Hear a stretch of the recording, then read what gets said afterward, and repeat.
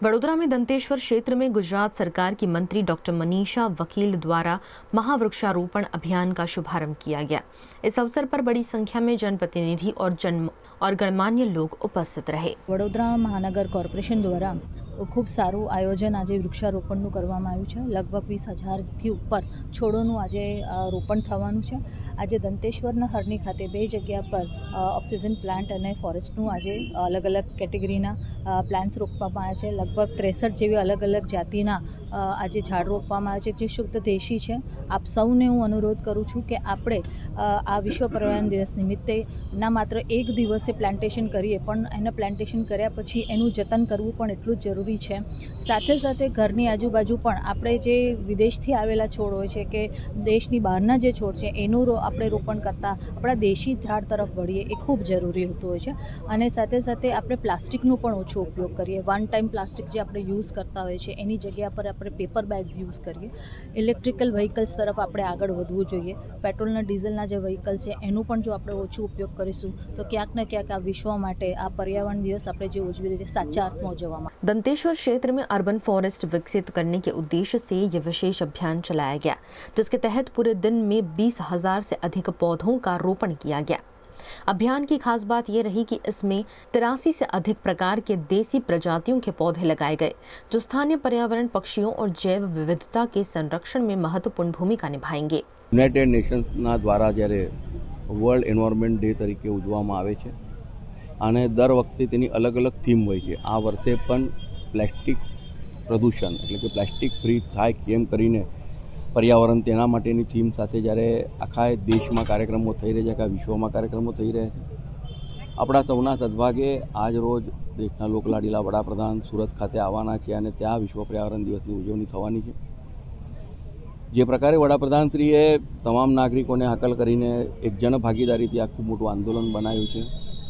આજે એ દિવસ યાદ કરવો જોઈએ કે જ્યારે આખા એશિયા ખંડમાં સૌ પહેલી વખત તત્કાલીન મુખ્યમંત્રી શ્રીને હાલના વડાપ્રધાન શ્રી નરેન્દ્રભાઈ મોદીજી દ્વારા ક્લાઇમેટ ચેન્જનું ડિપાર્ટમેન્ટ શરૂ કરવામાં આવ્યું હતું અને આજે જ્યારે તેમની આ હાકલને આ તમામ દેશ જ્યારે પ્રતિસાદ આપી રહ્યો છે અને દરેક ટેકાને એક પેડ માં કે નામના સંકલ્પ સાથે દરેક નાગરિક એક વૃક્ષ રોપે અને એનું જતન કરે તેના માટેનું જે આયોજન થઈ રહ્યું છે અને તેના જ ભાગરૂપે ગુજરાત રાજ્યના માનનીય મુખ્યમંત્રી શ્રી ભૂપેન્દ્રભાઈ પટેલ સાહેબ દ્વારા શહેરી વિસ્તારમાં ખાસ કરીને વન કવચ ઊભું થાય તેના માટેનું આયોજનબદ્ધ રીતે તેઓ આગળ વધી રહ્યા છે। ત્યારે રાજ્ય સરકારનો અને કેન્દ્ર સરકારનો ખૂબ આભાર માનું છું। તેની સાથે સાથે વડોદરા શહેરમાં પણ આ વખતે 20 લાખથી પણ વધારે વૃક્ષો આવવાનું જે ટાર્ગેટ સાથે કોર્પોરેશન તૈયાર થઈ રહી છે અને જે પ્રકારે કામ ચાલી રહ્યું છે। આજે દંતેશ્વર વિસ્તારમાં એક લિનિયર પાર્કનું એટલે વૃક્ષારોપણ થયું અને ત્યારબાદ હરણી ખાતે ઓક્સિજન વનનું પણ વૃક્ષારોપણ થવાનું છે। આ કાર્યક્રમમાં રાજ્યના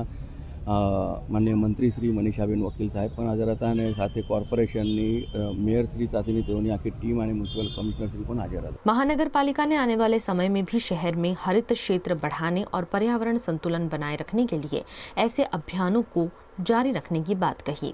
આપણે 17% ટ્રી કવરમાં અત્યારે છે અને અમારું મિશન આપણે 21% ગ્રીન કવર લાવવા માટે અમે અત્યારે પ્રયત્નશીલ છે। આના ભાગરૂપમાં મિશન 2 મિલિયન ટ્રીઝ અત્યારે સ્કીમ ચાલી રહ્યા છે, જેમાં આપણે 1 million trees last time plantation કર્યા હતા। હવે એની જાળવણી અને નિભાવણીનું કામ ચાલી રહ્યા છે। આ વખતે પણ મિશન મિલિયન ટ્રીઝમાંથી 10 લાખ વાવેતર અમે કરવાના છે અને એના પણ નેક્સ્ટ ફેઝમાં લઈ જવાના છે। આજે અહીંયા દંતેશ્વર ખાતે અમે પ્લાન્ટેશન પ્રોગ્રામ વડોદરા મહાનગરપાલિકા દ્વારા કરવામાં આવી રહ્યા છે, જેમાં માન્ય મંત્રી શ્રી મનીષાબેન વકીલ, માન્ય દંડક શ્રી ભાલુભાઈ શુક્લા, માન્ય મેયર ગીતાબેન મકવાણા અને આપણે તમામ પદાધિકારીઓની હાજરીમાં આ કાર્યક્રમમાં મિયાવાકી પ્લાન્ટેશન પણ અત્યારે કરી રહ્યા છે અને લગભગ 63 સ્પીસીસની ડેન્સ ફોરેસ્ટ કરી રહ્યા છે। આ જગ્યાની ખાસિયત એ છે કે આપ જાતે જોઈ શકો છો કે અહીંયા પહેલા બહુ દબાણ થતી હતી અને ગંદકી થતી હતી। આ દબાણો દૂર કરીને, ગંદકી દૂર કરીને અમે પ્લાન્ટેશન કરવા માંગીએ છીએ, લોકો માટે વોકિંગ પાર્ક બનાવવા માંગીએ છીએ અને આ પ્લાન્ટેશન સ્પીસીસને ધ્યાને લેતા અમે આવનારા દિવસમાં આવા ગાર્બેજ વેરેબલ પોઈન્ટ્સ તમામને સિટીમાં કન્વર્ટ કરવા માંગીએ છીએ, જેથી કરીને એન્ક્રોચમેન્ટ फ्री सिटी થાય। वडोदरा को हरा भरा और पर्यावरण अनुकूल शहर बनाने की दिशा में ये अभियान एक महत्वपूर्ण कदम माना जा रहा है।